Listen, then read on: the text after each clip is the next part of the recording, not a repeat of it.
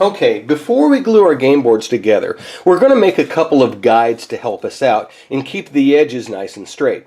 What I'm doing is I'm gluing some of these half tiles onto a strip of wood. Be sure that the strip of wood is straight. These are a couple of stirring sticks I got from the hardware store. When you buy paint, you use them to mix up paint.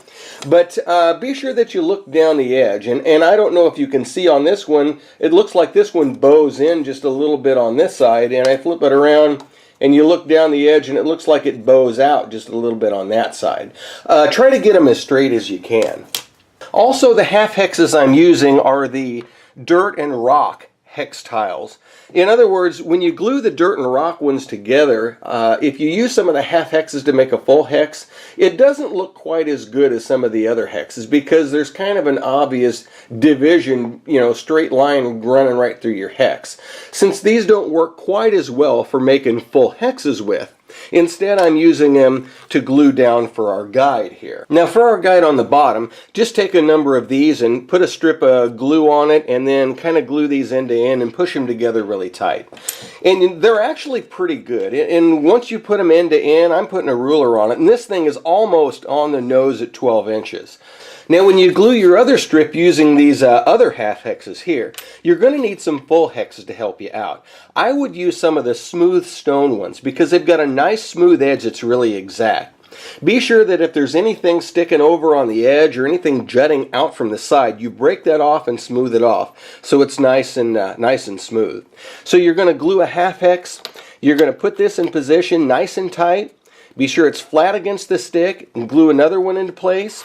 Put another one in between and glue another one into place all the way over. I would do it till it's about this long. You want a piece that's about 12 inches.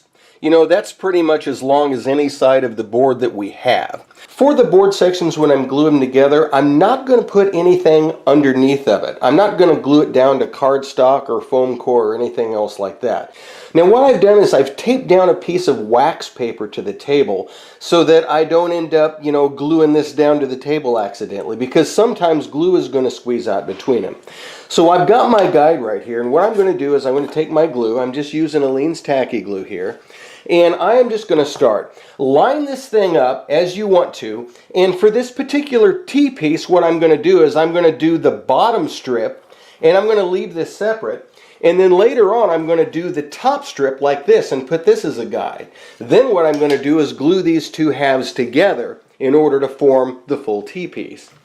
Now in doing these, I have found that it's easier to glue these from right to left, kind of like backwards, from the way you're reading. So what I'm going to do is I'm just going to move this tile straight down into here. Be sure it's all the way down into the groove. And for this one, don't put glue down here because you don't want to glue it to your guide. What I'm going to do is I'm going to put a little bead of glue on the side over here, and I'm going to join it to this one over here. And so this one right here, I'm just going to put on the side here. I'm going to glue it to this way, and of course be sure that you don't glue one end crooked like that. This is supposed to be, planks or boards, so that I want all the boards going the same direction on here. So I'm just going to do this all for the first row. So here's glue here, and then we've got the last one that's kind of glued down over here. Okay. Now that I've got those glued, what I'm going to do is be sure that you push them all the way down into the cracks as far as they can go and push them together. Oops, there we go. And be sure they're all set nice and straight. Be sure that there's no crud or anything in between them, because if you've got a big gap and it won't go together, chances are there's a little piece of broken plaster or something in between those keeping it from going together. Now for the next row, this next row goes in here like this. So what I'm going to do is I'm just going to glue, let's be sure that's all the way down into here. I'm just going to put a little glue on this side right here. Let's get that. Then, for the next one, I need to glue 3 sides. So I'll glue this side right here, I'll glue this side right here, and I'll glue this side right here. And you see from working right to left, it's a little bit easier on your hands to glue the pieces that you, the area that you want to glue it to is available to get that glue on. And then push it up to the guide, make sure everything pushes together really nice. It's hard to do this right without some kind of guide to put this against, because hexes just don't naturally line up like you think they do. Now I would let this dry for about 5 minutes, and you know, you can just move this guide and get another piece of wax paper over to the right, and then start working on a new piece while this one's drying. Once this thing has dried a little bit, take it and then push it up like this, because chances are glue has seeped through and glued it to the wax paper. So what you do is, if you take this and just kind of shove it upward, it will break it free from the wax paper. And then you can continue gluing other things, working on another side. Now I'm going to work on gluing the top part of this T. I've just got all this put together, so I'm going to rotate this sucker. And I am going to use this particular guide on it, and I'm going to glue it in place kind of the same way. So I'm going to move this not too far away. You don't want to go too far away from the thing you're trying to make, because if you go down too far, you go, well, where does this go? I forgot how the pieces went, you know. So it's better that you don't have your guide too far. Just move it down a little bit, and it's kind of easy to see where all the pieces kind of fit back into place as you're gluing this thing together. Okay, now this is one that I've let dry after I put it together. Now when you glue this together, I would strongly suggest that you use Aleene's tacky glue. I've tried this with Elmer's wood glue and it doesn't work well, because Elmer's wood glue dries really brittle.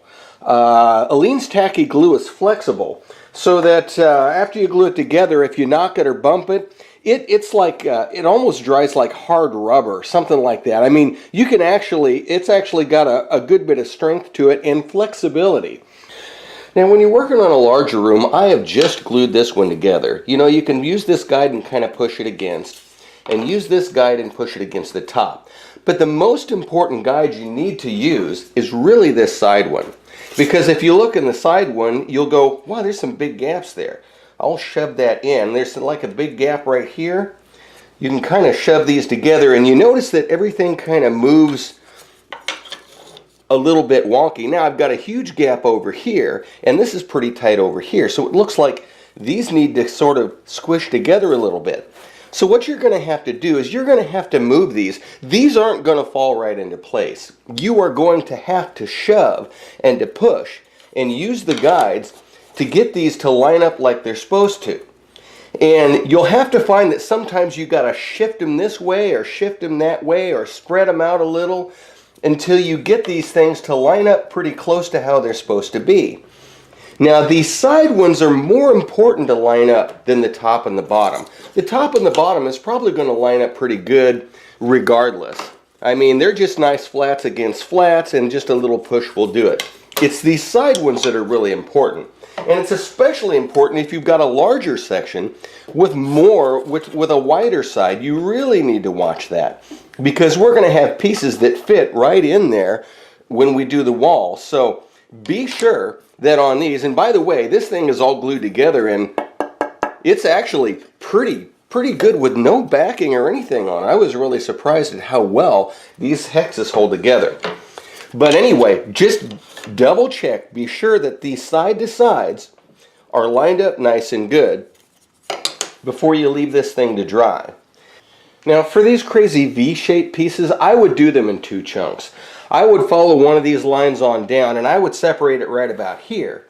And then I would do this as a section where you can use this guide for it, and then use this as a section where you can use that guide for it.